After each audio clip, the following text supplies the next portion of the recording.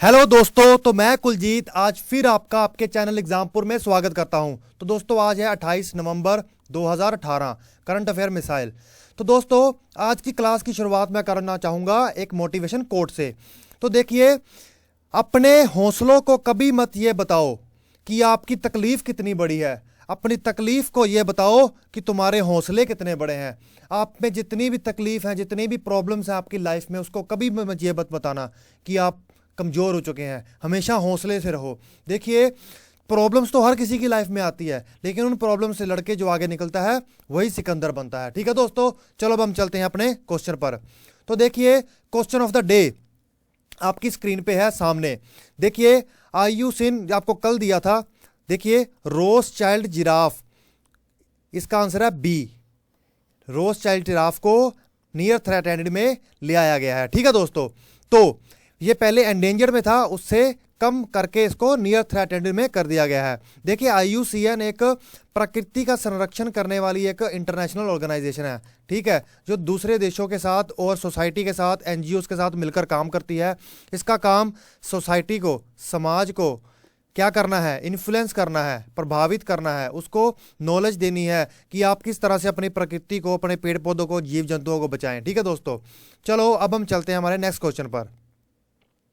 Recently Andhra Pradesh government approves river linking project. River linking project Andhra Pradesh government ने approve किया है। ठीक है दोस्तों, देखिए ये इसका आंसर है सी, गोदावरी एंड पेन्ना रिवर। देखिए, आंध्र प्रदेश गवर्नमेंट ने पहले भी एक गोदावरी कृष्णा का इंटरलिंकिंग प्रोजेक्ट किया है दोस्तों। ठीक है, देखिए आंध्र प्रदेश काफ़ी बढ़ चढ़ कर काम कर रहा है। देखिए, इलेक्ट्रिसिटी के लिए प्लांट्स भी यही लगा रहा है। कल एम्प्लॉयबिलिटी रेट की बात हुई, उसमें भी यही काम कर रहा है। और अब गोदावरी पेन्ना रिवर को जोड़ने का, क्योंकि इसका ये लक्ष्य है कि वहाँ पे जो उनके वाटर क्राइसिस हैं किसानों के लिए या फिर वैसे स्टेट के लिए बहुत कम पड़ता है पानी, उसको ये ख़त्म कर देंगे। ये काफ़ी हज़ारों करोड़ों का प्रोजेक्ट है। ठीक है दोस्तों, तो इसके लिए इन्होंने काफ़ी किसानों की ज़मीनें भी अधिकृत कर ली है।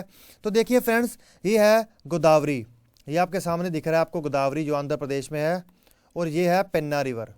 इसको इंटरलिंक करना है। ये इंटरलिंकिंग देखिए किस तरह से कर रहे हैं। ठीक है दोस्तों, ये है पेन्ना रिजर्वायर का, ये उसका रिजर्वायर, और ये आंध्र प्रदेश ऐसे कहीं जाके है, ऐसे कहीं जाके है, यहाँ तेलंगाना है। ठीक है दोस्तों, चलो अब हम चलते हैं अपने नेक्स्ट क्वेश्चन पर।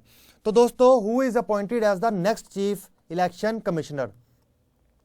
निर्वाचन आयोग के नए मुख्य चुनाव आयुक्त कौन है? सुनील अरोड़ा जी को बनाया गया है। तो दोस्तों इनके बारे में देख लीजिए, ये हैं सुनील अरोड़ा जी। ये एक बहुत ही इंपॉर्टेंट ऑफिस है चीफ इलेक्शन कमिश्नर का। ये निष्पक्ष चुनाव करवाने के लिए सेंटर में बहुत ही इंपॉर्टेंट होता है दोस्तों। ठीक है, चलो, who is the Mohammad Nasheed. Mohammad Nasheed कौन है? दोस्तों ये है former president of Maldives, former president of Maldives. देखिए दोस्तों, क्या हुआ था, सुप्रीम कोर्ट पर इनके खिलाफ केस चला था जो पॉलिटिकली मोटिवेटेड था। ठीक है, पॉलिटिकली मोटिवेटेड मतलब पॉलिटिशियंस का बीच में हाथ था। उसमें क्या कर दिया था, इनको कन्विक्ट कर दिया था, अपराधी घोषित कर दिया था, किसमें? टेररिज्म में, कि आपका टेरर में हाथ है। लेकिन ये सरासर अन्याय था दोस्तों। ठीक है, और देखिए जो नशीद है ना, वो इंडिया की तरफ हमेशा इंक्लाइंड रहते हैं। ठीक है दोस्तों, तो अब अगर ये वापस आ रहे हैं तो ये बहुत अच्छी बात है। कैसे? हाल ही में न्यूज़ में चल रहा था कि वहाँ के सुप्रीम कोर्ट ने अपनी पुरानी वर्डिक्ट को क्या कर दिया है, ओवरटर्न कर दिया है, और कह दिया है कि जो इनके साथ हुआ, जो इनको कन्विक्ट कर दिया गया, 10 साल प्लस की सज़ा सुना दी गई, ये सरासर न्याय था। सभी तथ्यों को ध्यान से देखा ही नहीं गया। ये तो बहुत गलत बात है ना।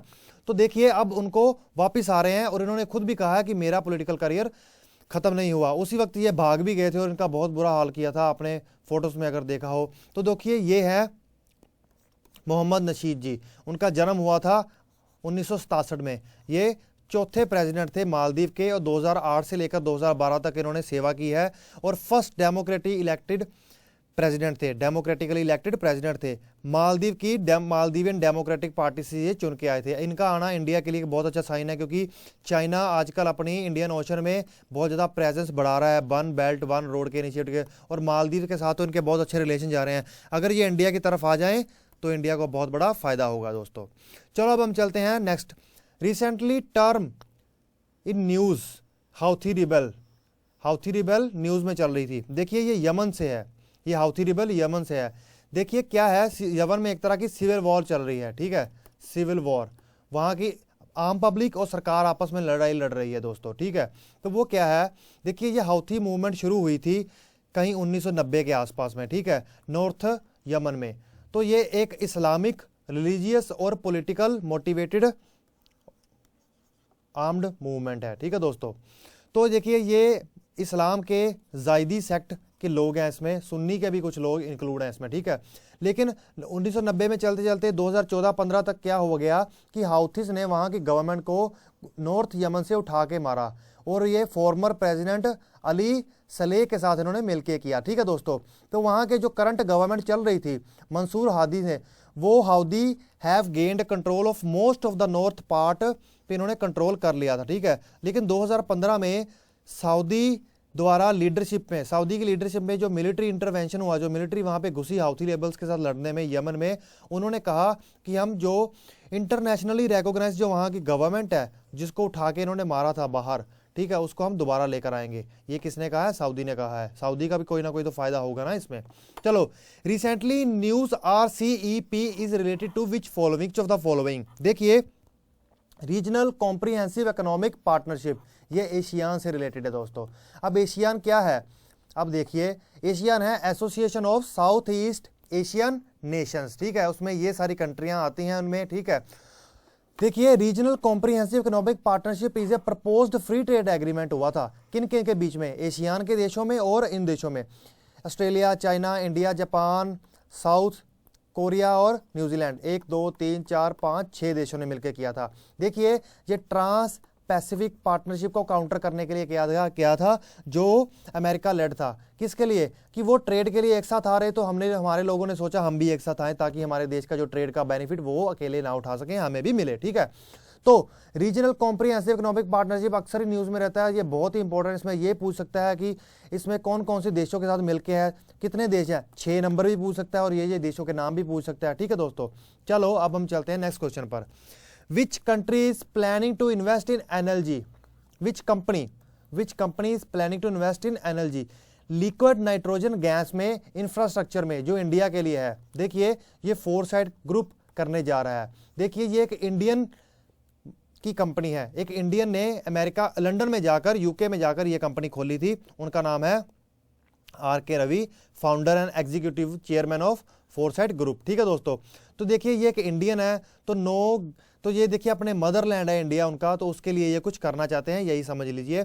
और ये इंडिया की जो एनर्जी रिक्वायरमेंट है उसको पूरा करने के लिए एनर्जी पोर्ट सेक्टर में काम करेंगे, जिसमें वो पोर्ट्स पे आके, बंदरगाहों पे आके काम करेंगे। Invest across the various sectors in India with in a long term growth prospective, ठीक है दोस्तों।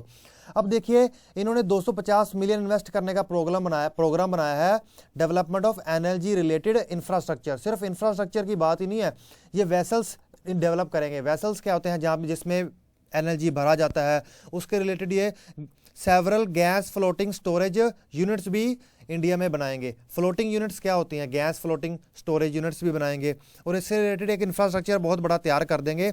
और वेरी लार्ज क्रूड कैरियर्स को एंड ऑयल रिजेस को भी ये एक्विजिशन करेंगे दोस्तों, ठीक है। ये कहीं ना कहीं सागरमाला पॉलिसी जो गवर्नमेंट की है उसमें भी कहीं ना कहीं ये फायदा देता है और एनर्जी रिक्वायरमेंट को पूरा करेगा इंडिया की।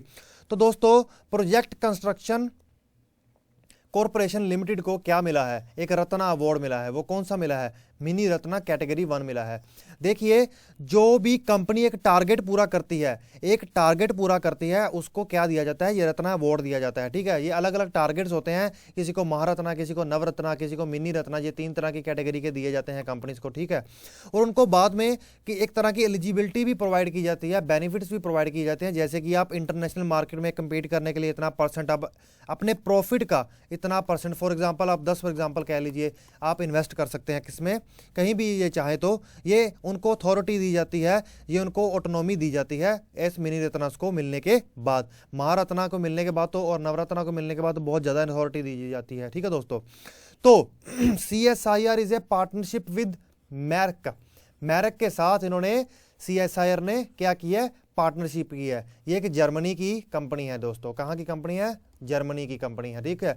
ये अपना हब कहाँ बनाने जा रही है? चंडीगढ़ में बनाई जा रही है, ठीक है। ये क्या करेगी? High and skill development centre को यहाँ पे शुरू करेगी, जिससे लोगों के स्किल्स को डेवलप किया जाएगा। चलो देखिए इंडिया की जो CSIR है, council of scientific and industrial research, उसका इंस्टीट्यूट ऑफ माइक्रोलॉजी टेक्नोलॉजी है, वो मैरक के साथ मिलके, जो कि German science and technology company है, वो एक हाई एंड टेक्नोलॉजी सेंटर करेगी, जिसमें वो क्या करेंगे, इक्विप करेंगे बच्चों को नेक्स्ट जनरेशन टेक्नोलॉजी से, ठीक है। लाइक जीन एडिटिंग की बात डिटेल में करेंगे ना कभी, सिंगल मॉलिक्यूल बायोमेकर डिटेंशन।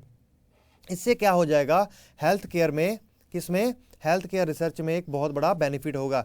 अपने इंडियन स्टूडेंट्स को ट्रेन कर रहे हैं रिसर्च में, ताकि वो लेटेस्ट इंडस्ट्रीज में जाके अपनी जॉब्स ले सकें, रेडी रह सकें जब भी इंडस्ट्री आएगी। और वैसे भी इंडिया तो वर्ल्ड का हब बनता जा रहा है इंडस्ट्रीज के लिए। चलो, government of India and Asian development bank के बारे में आपको जरा दोस्तों बताना है। ये आपका क्वेश्चन आपको मैं देता हूं। इन दोनों ने कितने मिलियन डॉलर की स्कीम और कितने मिलियन डॉलर के लोन देने जा रहा है गवर्नमेंट ऑफ इंडिया को, 75 मिलियन डॉलर का। और ये किस लिए देने जा रहा है, देखिए, कर्नाटका के 4 शहरों को अच्छी सर्विसेज प्रोवाइड करने के लिए ये किया गया है गवर्नमेंट ऑफ इंडिया द्वारा स्वाइन, ताकि वहाँ के जो 4 बड़े शहर हैं उनको उडुपी भी एक नाम है, ठीक है, उनको ये दिया जाएगा, वहाँ पे ये पैसे इन्वेस्ट किए जाएंगे किसमें, सर्विसेज को बेटर बनाने के लिए, ठीक है दोस्तों।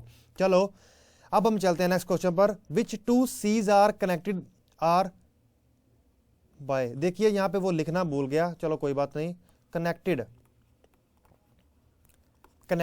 विच 2 seas are connected by Suez canal, Suez सागर कौन से दो सागरों को जोड़ता है, ठीक है दोस्तों, बताइए 1 2 कौन सा आंसर है। हम आपको 3 सेकंड देता हूं, 1 2 3। चलो मैं आपको बताता हूं अब answer, C, Mediterranean and Red Sea, भूमध्य सागर और लाल सागर को आपस में ये जोड़ता है। देखिए, मैं आपको सिर्फ यही मैप में नहीं दिखाऊंगा, मैं आपको इन दोनों के बारे में भी दिखाऊंगा, ठीक है, ये भी आपको दिखाऊंगा, ठीक है। साउथ चाइना सी और सुल्लू सी के बारे में कभी बाद में देखेंगे, क्योंकि मैप का भी दिखाया नहीं है। ये देखो, ये है हमारी रेड सी, और ये क्या जा रही है, सूज कैनल, ठीक है।